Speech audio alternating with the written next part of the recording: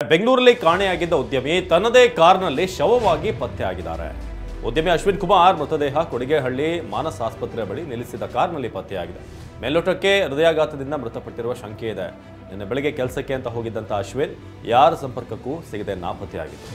ಬೆಂಗಳೂರಿನ ಕಾಟನ್ಪೇಟೆ ಠಾಣಾ ವ್ಯಾಪ್ತಿಯಲ್ಲಿ ಇಬ್ಬರನ್ನ ಕೊಲೆ ಮಾಡಿದವನಿಗೆ 10 ವರ್ಷ ಜೈಲು ಶಿಕ್ಷೆ ವಿಧಿಸಲಾಗಿದೆ. 5 ವರ್ಷ ವಿಚಾರಣೆ ನಡೆಸಿದ 67ನೇ ಸಿಸಿಎಚ್ ಕೋರ್ಟ್ ಅಪರಾಧಿ ಗಣೇಶ್ ಅಲಿಯಾಸ್ ಮನೋಹರ್ಗೆ 10 ವರ್ಷ ಜೈಲು, 10,000 ದಂಡ ವಿಧಿಸಿ ಆದೇಶ ನೀಡಿದೆ. 2020ರ ನವೆಂಬರ್ನಲ್ಲಿ ಗಣೇಶ್ ಎಂಬಾತ 5-6 ಜನರಿಗೆ ಚಾಕುವಿನಿಂದ ಇರ್ತಿದ್ದ. ಅವರ ಪೈಕಿ ರಾಜೇಶ್ ರಾಮಮೂರ್ತಿ ಅನ್ನೋರು ಮೃತಪಟ್ಟಿದ್ದರು. ಪೊಲೀಸ್ ಕಾನ್ಸ್ಟೇಬಲ್ ವಿರುದ್ಧವೇ ಅಪ್ರಾಪ್ತಿ ಅತ್ಯಾಚಾರ ಆರೋಪ ಕೇಳಿಬಂದಿದೆ. ಅತ್ಯಾಚಾರ ಕೇಸ್ ಖಂಡಿಸಿ ಬೆಂಗಳೂರಿನ ಬೊಮ್ಮನಹಳ್ಳಿ ಠಾಣೆ ಮುಂದೆ ಕನ್ನಡ ಸಂಘಟನೆಗಳು ಪ್ರತಿಭಟನೆ ನಡೆಸಿದ್ವು. ಪೊಲೀಸರು ಪ್ರತಿಭಟನಾಕಾರರ ಮಧ್ಯೆ ಮಾತಿನ ಚಕಮಕಿ ನಡೆಯಿತು. ಗ್ಯಾರೇಜ್ನಲ್ಲಿ ಆಕಸ್ಮಿಕ ಬೆಂಕಿಯಿಂದ ಕಾರುಗಳು ಸುಟ್ಟು ಕರಕಲಾಗಿದೆ. ಬೆಳಗಾವಿಯ ಆಟೋ ನಗರದಲ್ಲಿರುವ ಕಾರು ಗ್ಯಾರೇಜ್ನಲ್ಲಿ ಘಟನೆ ನಡೆದಿದೆ. ರಿಪೇರಿಗಾಗಿ ಗ್ಯಾರೇಜ್ನಲ್ಲಿ ನಿಲ್ಲಿಸಿದ್ದ ಕಾರುಗಳು ಬೆಂಕಿಗಾಹುತಿಯಾಗಿದೆ. ಶಾರ್ಟ್ ಸರ್ಕ್ಯೂಟ್ನಿಂದ ಅವಘಡ ಸಂಭವಿಸಿರುವ ಸಾಧ್ಯತೆ ಅಂತ ಹೇಳಲಾಗಿದೆ. ಆಕಸ್ಮಿಕ ಬೆಂಕಿಗೆ ಗುಡಿಸಲು ಹೊತ್ತಿ ಉರಿದಿದೆ. ಹಾಸನ ಜಿಲ್ಲೆಯ ಬೇಲೂರು ತಾಲೂಕಿನ ಅಚ್ಚಿನಹಳ್ಳಿಯಲ್ಲಿ ಅವಘಡ ಸಂಭವಿಸಿದೆ. ಬೆಂಕಿ ಹೊತ್ಕೊಂಡಿದ್ದರಿಂದ ಸಿಲಿಂಡರ್ ಸ್ಫೋಟವಾಗಿದೆ. 4 ಪ್ರಾಣಾಪಾಯದಿಂದ ಪಾರಾಗಿದ್ದಾರೆ. ಗಂಗಯ್ಯ ಎನ್ನುವರು ಗುಡಿಸಲು ಸಂಪೂರ್ಣವಾಗಿ ಭಸ್ಮವಾಗಿದೆ. ಮನೆಯಲ್ಲಿದ್ದ ವಸ್ತುಗಳು ಸಂಪೂರ್ಣ ಬೆಂಕಿಗೆ ಆಹುತಿಯಾಗಿವೆ. ನಮ್ಮಣ್ಣ ಡಿಕೆ ಶಿವಕುಮಾರ್ ಮುಖ್ಯಮಂತ್ರಿ ಆಗಲಿ ಅನ್ನೋ ಆಸೆ ಇದೆ, ಆದರೆ ಅದಕ್ಕೆ ಕಾಲ ಕೂಡ್ಬರಬೇಕು ಅಂತ ಮಾಜಿ ಸಂಸದ ಡಿಕೆ ಸುರೇಶ್ ಹೇಳಿದ್ದಾರೆ. ಬೆಂಗಳೂರಿನ ಸದಾಶಿವನಗರದ ನಿವಾಸದಲ್ಲಿ ಮಾತನಾಡಿದ ಡಿಕೆ ಸುರೇಶ್, ನನ್ನ ಆಸೆಯಲ್ಲಿ ಯಾವುದೇ ಮುಚ್ಚುಮರೆಯಿಲ್ಲ, ಅದಕ್ಕೆ ಒಂದು ಕಾಲ ಬರಬೇಕು, ತೀರ್ಮಾನ ಆಗಬೇಕು ಅಂದಿದ್ದಾರೆ. ಸಿದ್ದರಾಮಯ್ಯ ಸಿಎಂ ಸ್ಥಾನದಲ್ಲಿದ್ದಾರೆ, ಸ್ಥಾನ ಬೇಕು ಅಂತ ಒಂದು ಚೇರ್ನಿಂದ ಎಳೆದು ಕೂರಿಸೋಕ್ಕಾಗತ್ತಾ? ಸಂಸದ ಡಿಕೆ ಸುರೇಶ್ ಕೇಳಿದ್ದಾರೆ. ಈಗ ಸಿಎಂ ಸೀಟ್ ಖಾಲಿ ಮಾಡಿಸಬೇಕಾದ್ರೆ ಎಳೆದು ಕೂರಿಸಬೇಕಾಗತ್ತೆ, ಹೇಗಾಗುತ್ತೆ ಅಂತ ಕೇಳಿದ್ದಾರೆ. ಬೆಂಗಳೂರಿನ ಫ್ರೀಡಂ ಪಾರ್ಕ್ನಲ್ಲಿ ನರ್ಸ್ಗಳು ನಡೆಸ್ತಾ ಇದ್ದ ಅಹೋರಾತ್ರಿ ಪ್ರತಿಭಟನೆಯಲ್ಲಿ ತಾತ್ಕಾಲಿಕವಾಗಿ ಹಿಂಪಡೆಯಲಾಗಿದೆ. ನಿನ್ನೆ ಪ್ರತಿಭಟನಾ ಸ್ಥಳಕ್ಕೆ ಆರೋಗ್ಯ ಸಚಿವ ದಿನೇಶ್ ಗುಂಡೂರಾವ್ ಭೇಟಿ ನೀಡಿದ್ರು. ಈ ವೇಳೆ ನರ್ಸ್ಗಳ ಬೇಡಿಕೆ ಆಲಿಸಿ ಭರವಸೆ ನೀಡಿದ್ರು. ಸಚಿವರ ಭರವಸೆ ಹಿನ್ನೆಲೆಯಲ್ಲಿ ನರ್ಸ್ಗಳು ಹೋರಾಟ ತಾತ್ಕಾಲಿಕವಾಗಿ ಹಿಂಪಡೆದಿದ್ದಾರೆ. ಸಸ್ಪೆನ್ಸ್ ಥ್ರಿಲ್ಲರ್ ಸಿನಿಮಾ ದೃಶ್ಯ ಮಾದರಿಯಲ್ಲೇ ಗುಜರಾತ್ನ ಜುನಾಗಢದಲ್ಲಿ ಕೊಲೆಯೊಂದಾಗಿದೆ. ಮಹಿಳೆ ನಾಪತ್ತೆಯಾದಂತಹ 13 ತಿಂಗಳ ಬಳಿಕ ಆಕೆ ಅಸ್ಥಿಪಂಜರ ಅವಶೇಷಗಳನ್ನು ಪೊಲೀಸರು ವಶಪಡಿಸಿಕೊಂಡಿದ್ದಾರೆ. ಮೃತ ಮಹಿಳೆ ದಯಾ ಸವಾಲಿಯಾ 28 ವರ್ಷದ ಹಾರ್ದಿಕ್ ಸುಖಾಡಿಯಾ ಎಂಬ ಯುವಕನ ಜೊತೆ ಅಕ್ರಮ ಸಂಬಂಧ ಇಟ್ಕೊಂಡಿದ್ಲು. ಜನವರಿ 2, 2024ರಂದು ನಾಪತ್ತೆಯಾಗಿದ್ಲು. ಮಹಿಳೆ ಮದುವೆ ಆಗುವಂತೆ ಪೀಡಿಸಿದ್ದಕ್ಕೆ ಕೊಲೆ ಮಾಡಿದ್ದಾಗಿ ಆರೋಪಿ ತಪ್ಪೊಪ್ಪಿಕೊಂಡಿದ್ದಾನೆ.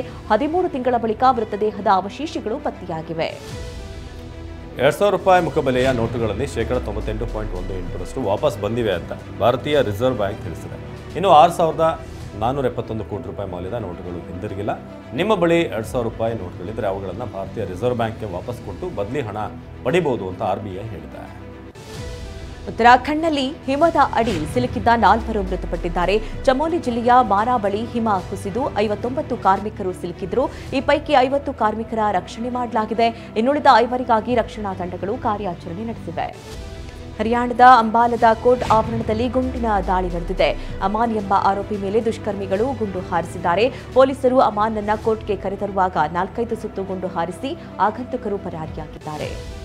ಲೋಕಸಭೆ ವಿಪಕ್ಷ ನಾಯಕ ರಾಹುಲ್ ಗಾಂಧಿ ನಿನ್ನೆ ರೈಲ್ವೆ ಕೂಲಿಗಳನ್ನು ಭೇಟಿ ಮಾಡಿದರು. ದೆಹಲಿಯ ರೈಲ್ವೆ ಸ್ಟೇಷನ್ಗೆ ಆಗಮಿಸಿದಂತ ರಾಹುಲ್ ಗಾಂಧಿ ಕೂಲಿ ಕಾರ್ಮಿಕರ ಜೊತೆ ಸಂವಾದ ನಡೆಸಿದರು. ಈ ವೇಳೆ ಕೂಲಿ ಕಾರ್ಮಿಕರ ದುಡಿಮೆ ಮತ್ತು ಅವರ ಜೀವನದ ಕುರಿತು ಮಾಹಿತಿ ಪಡೆದರು. ಮಹಾರಾಷ್ಟ್ರದಲ್ಲಿ ಇಂದಿನಿಂದ ಮುಸ್ಲಿಮರ ಹಬ್ಬ ರಂಜಾನ್ನ ಉಪವಾಸ ಆರಂಭವಾಗಲಿದೆ. ನಿನ್ನೆ ಸಂಜೆ ಪುಣೆಯಲ್ಲಿ ಚಂದ್ರ ಗೋಚರಿಸಿದ್ದಾನೆ.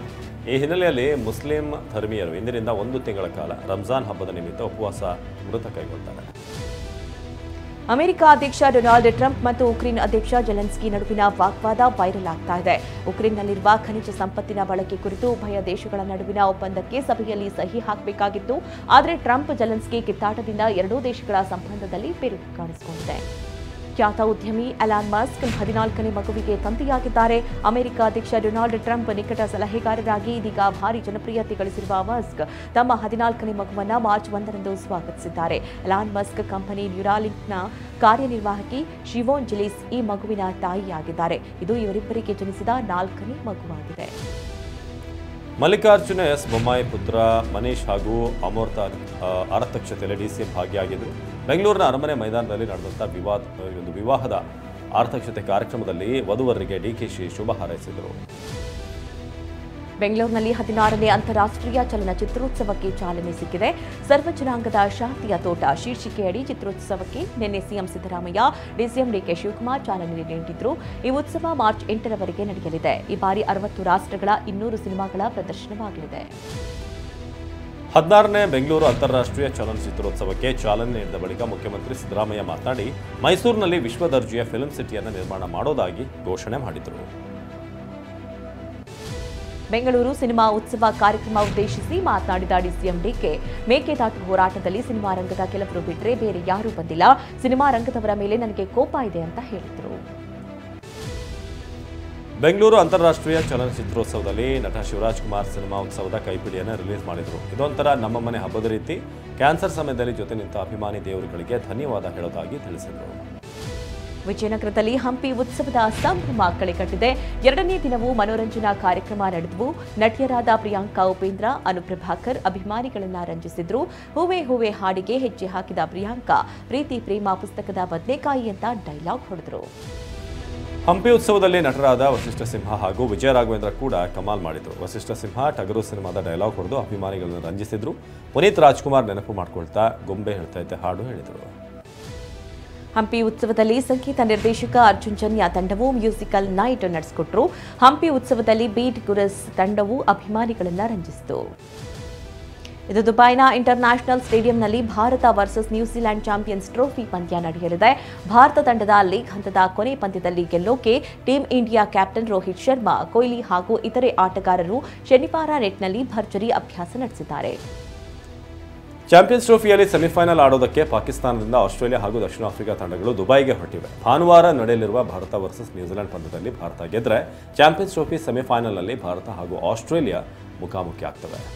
ಪಾಕಿಸ್ತಾನದ ವಿರುದ್ಧ ರೋಚಕ ಶತಕದ ಮೂಲಕ ಫಾರ್ಮ್ಗೆ ಮರಳಿರುವ ಭಾರತದ ಕ್ರಿಕೆಟ್ ತಂಡದ ರನ್ ಮಷಿನ್ ಕೊಹ್ಲಿ ಭಾನುವಾರ ತಮ್ಮ 300ನೇ ಏಕದಿನ ಪಂದ್ಯ ಆಡಲಿದ್ದಾರೆ. ನ್ಯೂಜಿಲೆಂಡ್ ಎದುರು 300ನೇ ಏಕದಿನ ಪಂದ್ಯವನ್ನು ಆಡಿ ಮೈಲಿಗಲ್ಲು ಸ್ಥಾಪಿಸಲಿದ್ದಾರೆ.